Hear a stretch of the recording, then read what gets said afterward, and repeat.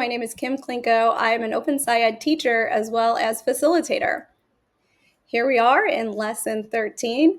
Lesson 13 is all about odors and smells. This is a really fun lesson, quick, easy, one-day lesson that students seem to get a kick out of. I hope you do too. If you remember, lesson 12 is where we figured out everything about how a bath bomb works. That in a chemical reaction, the amount of matter at the beginning is the same amount of matter at the end, and this is because all of the atoms we start with are still there. No new atoms can appear. We also reviewed the difference between chemical reactions, phase changes, and dissolving.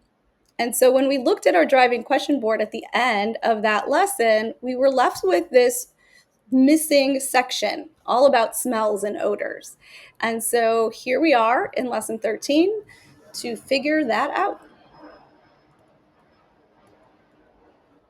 This is a one-day lesson and does take a minimum of 20 minutes to set up or less, depending on the materials you get when you order kits or not. You will take some time to navigate to this lesson, congratulating your students on coming this far and reminding them that we were left with some questions. We'll prepare for an odor lab, and then we will actually carry out that odor lab and do a reading together. And then finally, students will develop an explanation about smells and odors.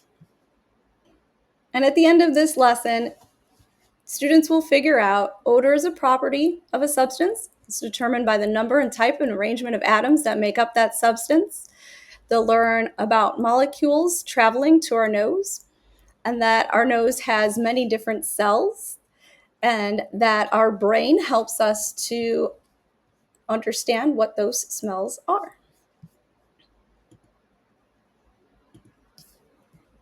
After a quick setup, we're going to jump to part 3. This is the odor lab itself.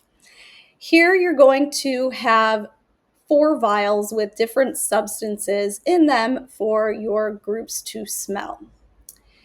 You're going to want to demonstrate how to waft your odors for students so they know not to stick their nose straight into anything. That's a big safety issue.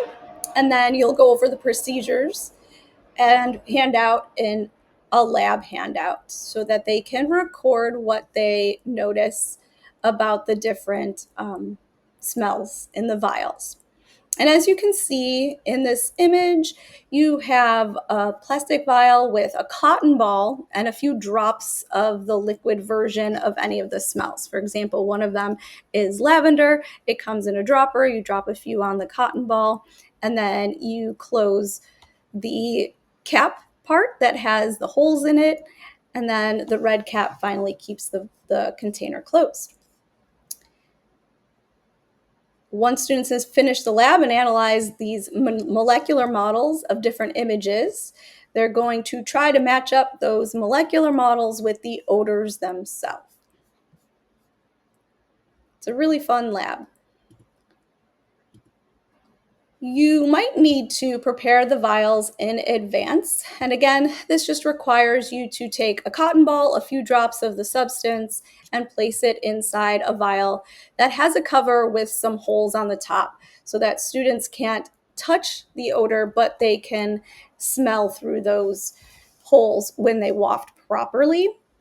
Some kits actually have these pre-prepared for them. So if you do have a kit that is given by or approved by OpenSciEd, then you might want to check ahead of time and see what you have available. Other than that, it would take you approximately 20 minutes for that setup. Consider any safety issues that you might have for students who have serious allergies or have sensitivities to certain odors. Occasionally, you'll have a student who says it smells too much, so if you can open some windows or give them an option to leave the room, that's also something to consider for your population. In this lesson, you're going to be working toward the NGSS performance expectation of MSLS 1-8.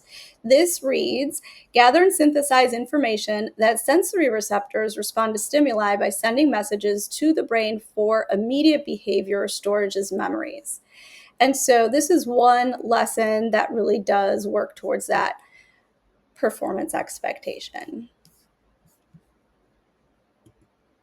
There are no new words added to this lesson and no posters needed or used here as well. I hope you have fun smelling different smells. Next up, the final assessment for this unit. You're almost there. You can do it.